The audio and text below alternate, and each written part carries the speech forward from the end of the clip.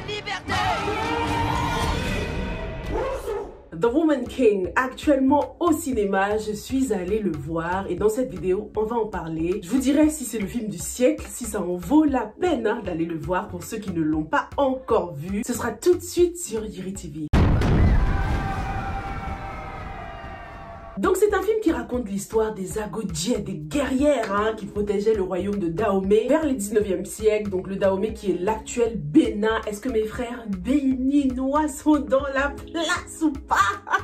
Déjà les gars, je suis pas contente. Comment ça se fait que j'avais jamais entendu parler de ces guerrières avant? Je n'avais jamais entendu parler des Agodjé du Bénin ou des Amazones du Bénin comme certains les appellent. Un problème là, il y a quelqu'un qui n'a pas fait son job, hein? Je vous avoue que je suis un peu frustrée de découvrir ça qu'en 2022 alors que franchement à l'école on a eu des cours d'histoire. J'ai fait une partie de ma scolarité en Afrique, je suis arrivée en France quand j'avais 12 ans. Mais en primaire ni au collège, personne m'a jamais parlé de cette partie de l'histoire là, de notre histoire. Certains diraient que c'est parce que bon les Agodjé n'étaient pas forcément une partie positive de l'histoire africaine, on va en parler d'ailleurs, parce que malgré le fait qu'elles sont glorified dans ce film, dans la vraie histoire, les Agodjé ne sont pas du tout des héroïnes. Mais les gars, l'histoire c'est l'histoire bonne ou mauvaise, on doit la connaître. Ça me rappelle l'histoire de Hitler. C'était pas l'héros du siècle, pourtant à l'école on nous a bien appris qui était Hitler, quand est-ce qu'il est allé en prison, quel Mein Kampf là, le livre qu'il a écrit, tout ça on connaît. Donc franchement ma plus grande déception par rapport à ce film, c'est de ne pas avoir connu les Agodjé avant. Je connaissais pas du tout cette histoire et c'est un peu honteux quand même, faut le dire, mais bon,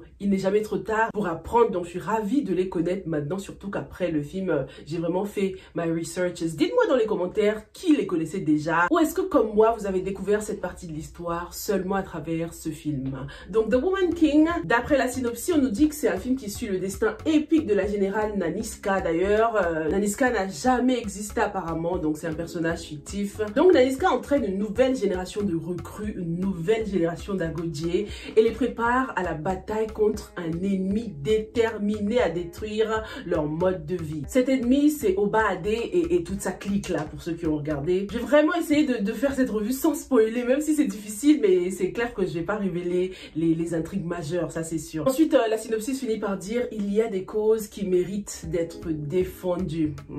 This one I'm giving it the side eye parce que les Agodjé n'ont pas tout à fait défendu de bonnes causes. Mais parlons déjà de ce que j'ai aimé par rapport à ce film. C'était la représentation des femmes. D'un côté on a les femmes qui sont vraiment des guerrières, qui sont insensibles, qui n'ont pas le droit d'avoir des maris ni des enfants. Elles sont insensibles à la douleur et pourtant elles ont des points faibles aussi. Elles ont leurs faiblesses.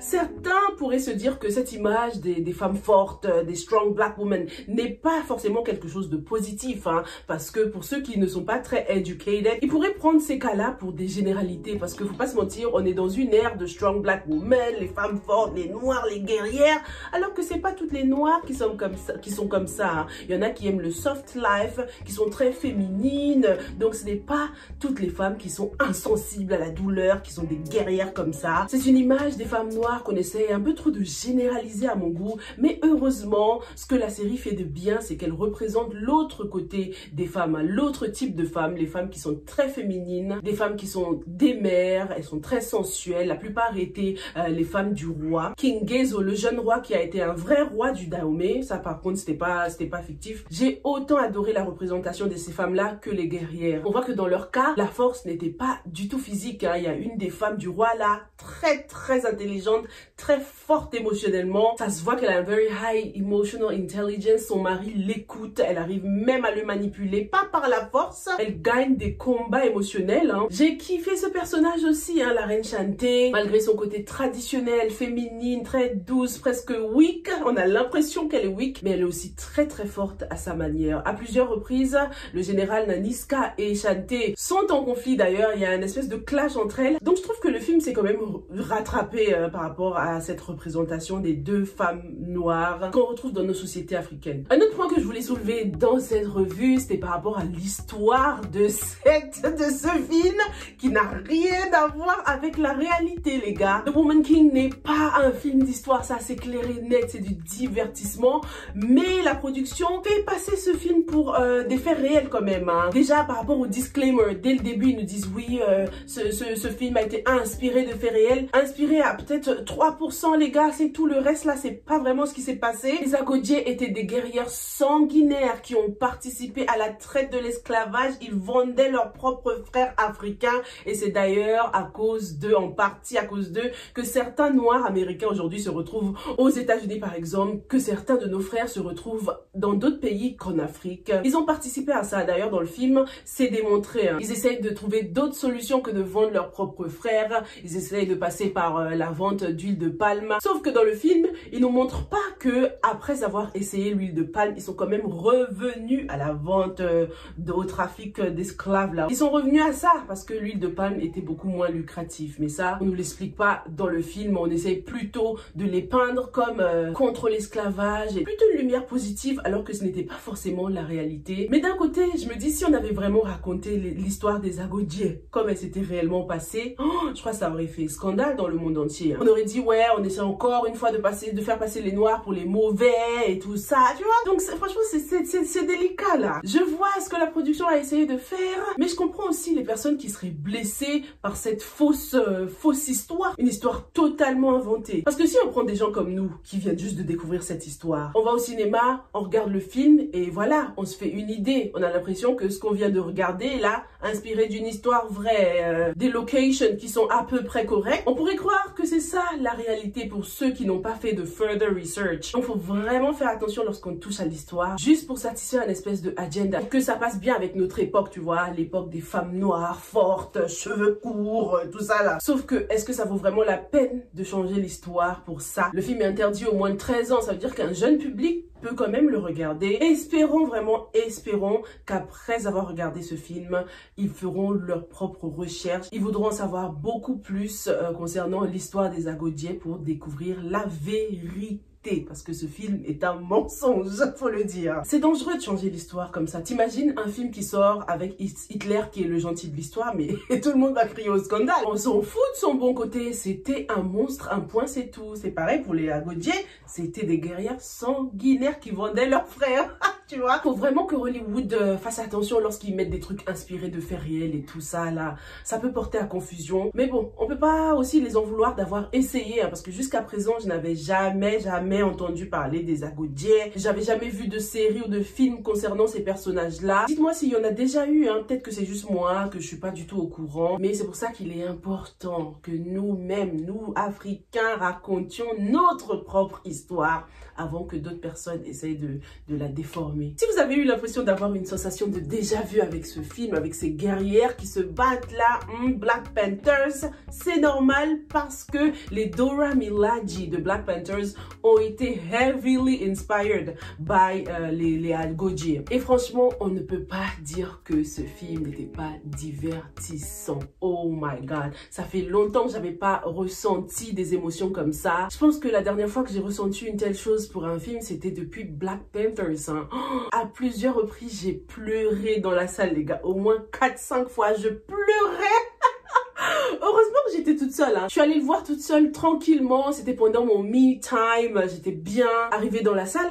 Je m'attendais pas à être aussi overwhelmed, franchement. Et c'était pas tout le temps à cause de l'histoire qu'on nous racontait, hein. Pas du tout, parce que de toute façon, elle est fausse, l'histoire. C'était la musique, les voix qui s'élevaient, le décor, la cinématographie, les peaux ébènes qui sont tellement bien mises en avant par la lumière. Ah, purée, j'ai pleuré, les gars. Oh, si vous m'aviez vu, à chaque fois qu'il y avait les chansons, les trucs, oh putain, c'était trop émouvant. C'est pour ça que côté divertissement, c'est un 10 sur 10 pour ce film. C'est un film qui m'a beaucoup touchée, franchement. J'ai rarement vu un film aussi bien fait. C'était parfait, le décor, les vêtements, les dark skins, comme je l'ai dit, les rebondissements de dingue concernant les intrigues. Vous allez tomber amoureux des personnages. À la base, j'allais voir ce film juste pour Viola Davis parce que c'est une icône, même si franchement, depuis son acting de Michelle Obama, là, j'ai encore des cauchemars un peu, les gars.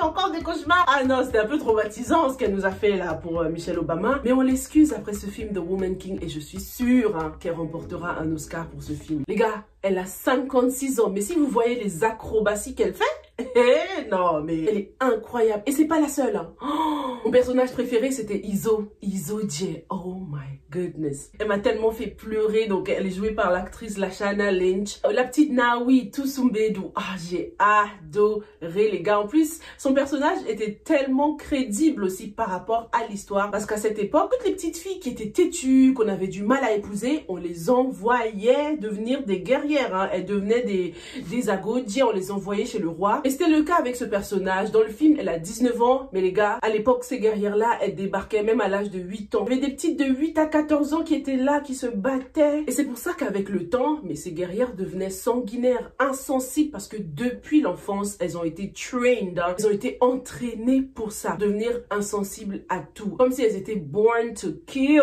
J'ai aussi kiffé le personnage de Amenza, joué par Sheila Hatim. Dans le film, c'est un peu la meilleure amie de Nanisca. Et je trouve que, en fait, c'était le côté humain de Nanisca, en fait. Les deux personnages étaient complémentaires et des meilleures amies, des sœurs, même plus que sœurs. Et c'est l'un des aspects que j'ai adoré par rapport à ce film, ce sisterhood là, des femmes qui ne se connaissaient forcément pas avant, mais qui deviennent des sœurs, qui sont prêtes à tout l'une pour l'autre. Certaines Agodji étaient d'abord des femmes d'autres tribus hein, qu'on ramenait maintenant à Dahomey et qui devenaient dahoméennes, devenaient des Agodji. Elles étaient obligées d'abandonner leurs anciennes identités pour devenir des Agodji.